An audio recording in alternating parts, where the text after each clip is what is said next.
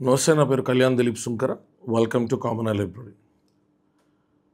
నానాటికి దిగజారుతున్న మంట కలుస్తున్నటువంటి మానవ సంబంధం. పొద్దున నేను ఒక వీడియో పెట్టాను మన కామన్ లైబ్రరీలో.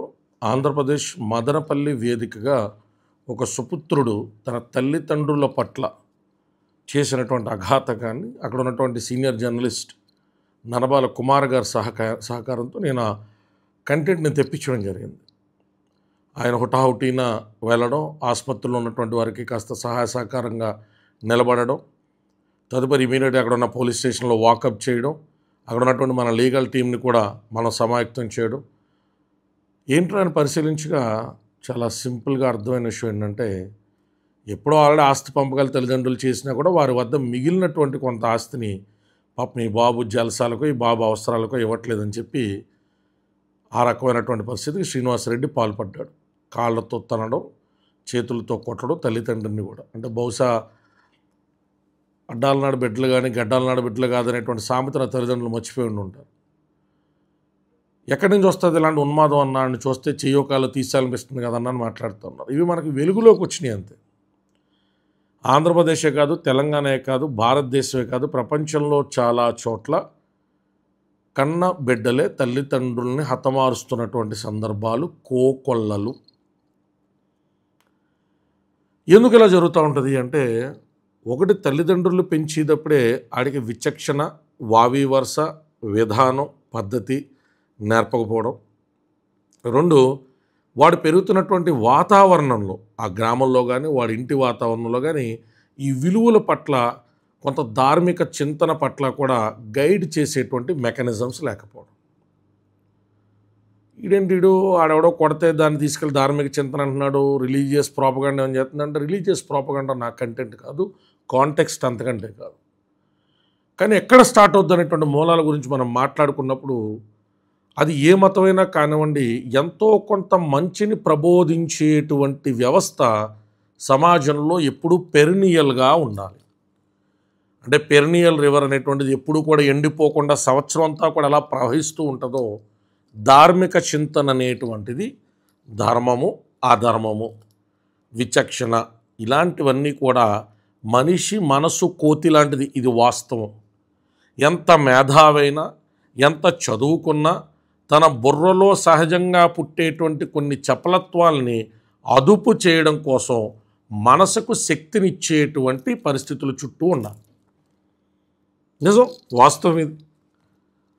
చాలా విపరీతంగా చిన్నపిల్లల మీద అఘాయిత్యాలకు పాల్పడుతున్నటువంటి వ్యక్తులు మానసిక స్థితులు ఎప్పుడైనా మేము జైలుకి వెళ్ళినప్పుడు వాళ్ళని పరిశీలించిన, వారితో మాట్లాడిన, సీరియల్ కిల్లర్స్ కింద వ్యవహరించిన వాళ్ళు కానీ, చాలా ఆటవికంగా రోడ్డు పైన దోచుకుని తృణప్రాయమైన దిక్కుమాల డబ్బులు బంగారం కోసం పాపం ఏదో తీర్థయాత్రకి వెళ్తున్నటువంటి వ్యక్తులు రోడ్డు మీద ఆపి హతమార్చినటువంటి హంతకులను చూసినప్పుడు కానీ, వీరందరి నేపథ్యంలో ఒకటే కామన్ పాయింట్ ఉంటుంది. ప్రపంచ దేశం మొత్తంలో కూడా వారు పెరిగిన వాతావరణం. ఎప్పుడైనా చాగంటి గారి ప్రొఫెషనల్ కానీ, లేకపోతే వేరే సంబంధించినటువంటి వ్యక్తులు కానీ నా ఆఫీస్కి వచ్చినప్పుడు నేను టీవీలో ప్లే చేస్తున్నప్పుడు చాలామంది క్లయింట్లు అడుగుతూ ఉంటారు, ఏమండి ఎందుకు మీకు కొన్ని మంచి విషయాలు తెలుసు కదా, ఆయన రోజు ఎందుకంటూ ఉంటారు. మనకు తెలిసినవన్నీ మంచి విషయాలు కాదు, మనకి తెలిసినవన్నీ కూడా గొప్ప జ్ఞాన సౌపార్జన కాదు, వాటితో మన మనసు కుదుటుగా ఉంటుందని కాదు. ఆవేశాలకి, అసూయ ద్వేషాలకి లోను కానటువంటి మనిషి ఉండడు.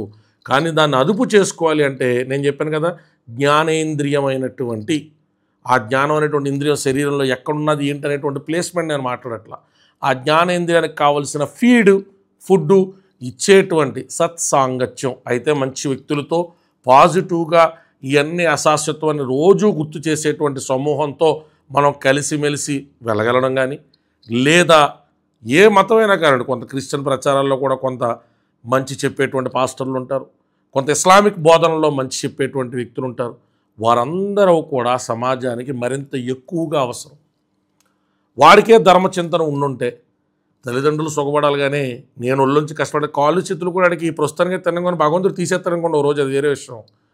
కాళ్ళు చేతులు బాగున్నాయి కదా, అన్నింటికంటే గొప్ప ఆస్తి తల్లిదండ్రులు ఇవ్వడం అనేటువంటిది ఆరోగ్యకరమైనటువంటి శారీరక దారుఢ్యం, ఏ రోగాలు రణాలు లేనటువంటి జీవితాన్ని ప్రసాదించగలడు.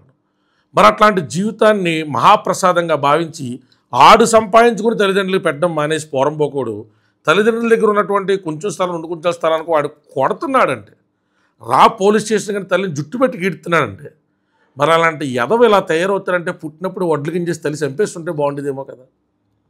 అందరం తిరగబడతాం. హార్మోనల్ చేంజెస్ వచ్చినప్పుడు, వయసు రీత్యానో, టీనేజ్లో ఉన్నప్పుడు తల్లిదండ్రులు చెప్తున్న మంచి అర్థం కాక అందరం తిరగబడతాం.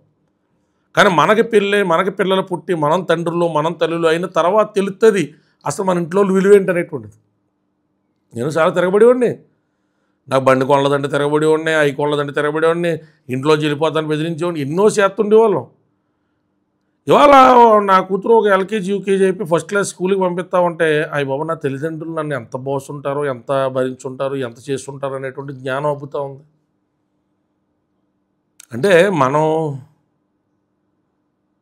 మనం ఖచ్చితంగా ఇది మనది కాదు అనుకోకుండా సమాజంలో మంచిని ప్రోత్సహించే దిశగా వెళ్ళకపోతే పెరుగుతున్నటువంటి ఈ ఇంటర్వెన్షన్ ఆఫ్ ఇన్ఫర్మేషన్ టెక్నాలజీ పెరుగుతున్నటువంటి, అంటే ఇప్పుడు దానికి విచక్షణ ఏం లేదుగా. సెల్ ఫోన్లో చిన్నపిల్లలు చదువుకుంటున్నప్పుడు కూడా న్యూడ్ పోర్నోగ్రఫీ పాపప్ అవుతుంది.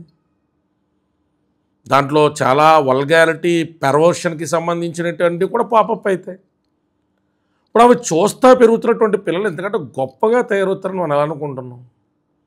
మన పరుగులేమో ఐఐటీలు, మన పరుగులేమో అమెరికాలు, మన పరుగులేమో అంతరిక్షాలు. అసలు వాస్తవంగా నేల మీద ఉన్నటువంటి మనిషి మనుగడకు అవసరమైనటువంటి మౌలిక విషయాల మీద ఎవడం చర్చించుకోవట్లా. హ్యూమన్ రిలేషన్స్ ఏ కాలేజీలో సబ్జెక్ట్ పెడతారేమో అనుకుంటా.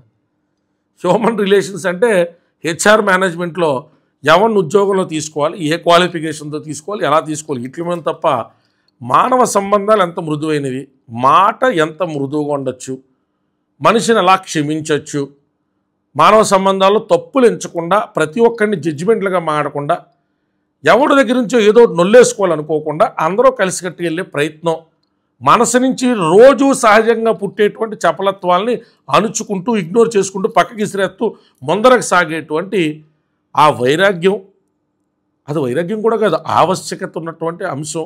దాని గురించి ఎక్కడ మనం చర్చించుకోం. ఏ స్కూలు మనకు మానవ సంబంధాల గురించి చెప్పదు, ఏ కాలేజీ మానవ విలువలను ప్రబోధించదు, ఏ యూనివర్సిటీ మహావిద్యాలయం విశ్వవిద్యాలయాలు కూడా మనిషిలా బతకడాన్ని నేర్పవు. ఇక మతం మొదలైనటువంటి కోణం నుంచి మతాన్ని మనం తీసుకెళ్తున్నటువంటి అద్భుతమైనటువంటి దిశ గురించి నేను కామెంట్ చేయను. అందరికీ మనోభావాలు దెబ్బతింటాయి.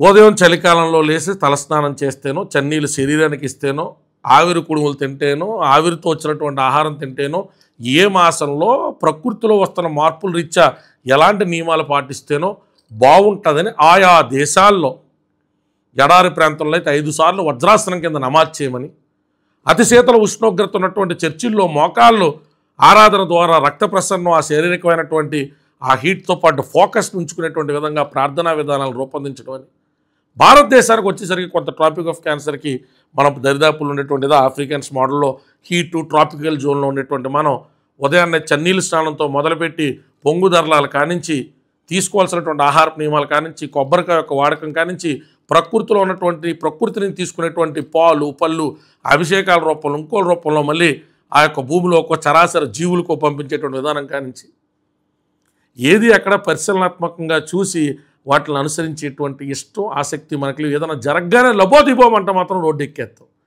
ఎక్కడైనా రేప్ జరిగింది, ఎక్కడైనా ఇలాంటి ఉదంతం జరిగింది, ఎవరైనా తల్లిదండ్రులు చంపాడు, అప్పటికప్పుడు మళ్ళీ ఆదర్శ భావాలు గుర్తొచ్చేస్తాయి. నేను ఎప్పుడు చెప్పే మాట మళ్ళీ ఒకసారి చెప్పి ఈ వీడియో కంక్లూడ్ చేస్తా. మన ఇంట్లో చెత్తను తీసుకెళ్ళి బయటపడేస్తే మనం పరిశుభ్రతలో బతుకుతున్నట్టు కాదు, చెత్తలోనే బతుకుతున్నట్టు. ఖచ్చితంగా మన వీధి మన వాడ అన్నీ శుభ్రంగా ఉన్నప్పుడే మనం పరిశుభ్రంతో బతుకుతున్నట్టు. అట్లాగే సమాజం నాకేంటి, నేను డబ్బులు సంపాదించేసుకున్నా, నేను బాగున్నా, నేను కారులో తిరిగేస్తున్నా అనుకుంటే నీ బిడ్డలో నీ బిడ్డల బిడ్డలో నీకెందుకు లేనుకు నువ్వు వదిలేసినటువంటి సమాజంలోనే బతకాలి, తిరగాలి. మనకు సాగుబాటు అయినట్టు మన పిల్లలకో పిల్లల తరంతరాలకో సాగుబాటు అవ్వనప్పుడు మనం దేన్నైతే ఇగ్నోర్ చేసామో, చేయగలిగి విస్మరించామో, చైతన్యం తేగలిగి తెచ్చేటువంటి పరిస్థితులను పట్టించుకోలేదో వాటికి మనోళ్ళే బలవుతారు. జై భీమ్, జై భారత్. వాడికి శిక్ష పడుతుంది, ఖచ్చితంగా పడుతుంది. పడేదాకా కూడా మన టీం వాడిని వెంటాడుతుంది.